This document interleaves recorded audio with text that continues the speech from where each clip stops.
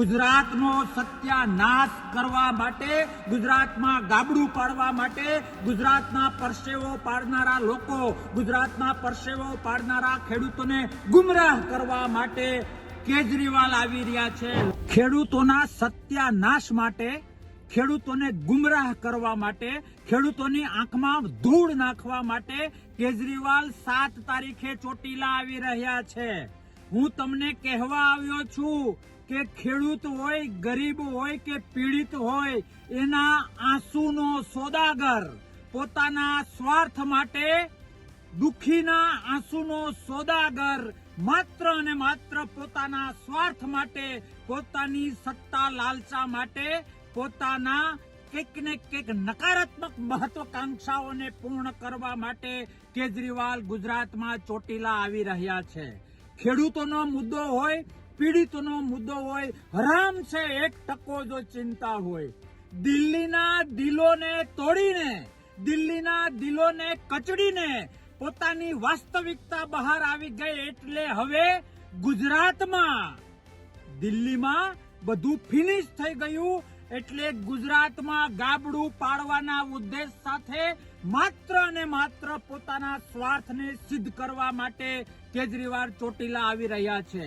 મારે એક એક ખેડૂતને અને એક એક ગુજરાતીને કહેવું છે કે સત્તાના નામે ગુજરાતનો સત્યાનાશ કરવા માટે, અરે અધર્મ બેઝ ઉપર ધર્મના કપડા પહેરીને પોતાની છાપને ચમકાવવા માટે, અરે ઈમાનદારીના કપડા પહેરીને માત્ર અને માત્ર પોતાના સ્વાર્થ એચીવ કરવા માટે મોટી મોટી કટ્ટરતાની વાતો કરીને, મોટી મોટી જરૂર પડીએ ત્યારે સનાતનનો વિરોધ કરવો, જરૂર પડે ત્યારે દાદા હનુમાનને, દાદા ભોળાનાથને યાદ કરવા, બધું જ આટી ઘૂંટી વાળું એક સિંગલ પોઈન્ટ એજન્ડા, માત્ર એક જ ઉદ્દેશ, પોતાનો સ્વાર્થ સિદ્ધ કરવો. મને પોતાને 4 વર્ષ અને 2 દિવસ આ માણસને ઓળખતા થયા.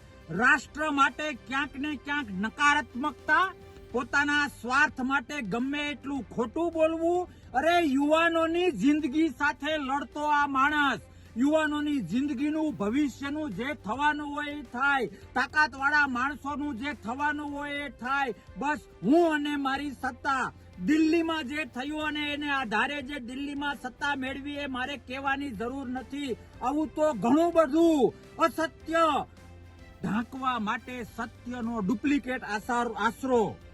મારો કહેવાનો મતલબ એ છે કે સત્યના કપડા પહેરીને અસત્ય કરવું, અનીતિ માટે નીતિના કપડા પહેરવા, અધર્મ માટે ધર્મના કપડા પહેરવા, પોતાના સ્વાર્થ માટે ખોટી ખોટી ભવિષ્યની વાતો કરવી, ગુજરાતનો સત્યાનાશ કરવા માટે, ગુજરાતમાં ગાબડું પાડવા માટે, ગુજરાતના પરસેવો પાડનારા લોકો, ગુજરાતના પરસેવો પાડનારા ખેડૂતોને ગુમરાહ કરવા માટે કેજરીવાલ આવી રહ્યા છે. લોકશાહી છે એટલે અમુક રીતે એને ન રોકી શકાય, પણ 4 વર્ષ અને 2 દિવસમાં આ વ્યક્તિને જે હું ઓળખ્યો છું, આ પોતાના સ્વાર્થ માટે ગરીબોના આંસુનો સોદાગર વ્યક્તિને જે મેં નજીકથી વાસ્તવિક રીતે ઓળખ્યો છે, એ જાણીને તમામ ગુજરાતી ભાઈઓને 2 હાથ જોડીને વિનંતી કરું છું કે ખેડૂત માટે જે સંમેલન કરવા આવી રહ્યા છે, હું ચેલેન્જ આપું છું કે 2 મહિને,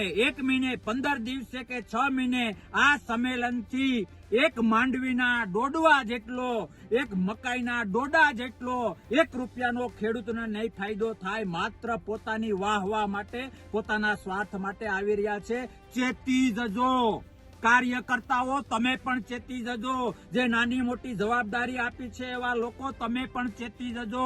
તમારા ભવિષ્યની ચિંતા કેજરીવાલને નથી, ગુજરાત અને દેશના ભવિષ્યની ચિંતા કેજરીવાલને નથી. એણે માત્ર સ્વાર્થના ચશ્મા પહેર્યા છે.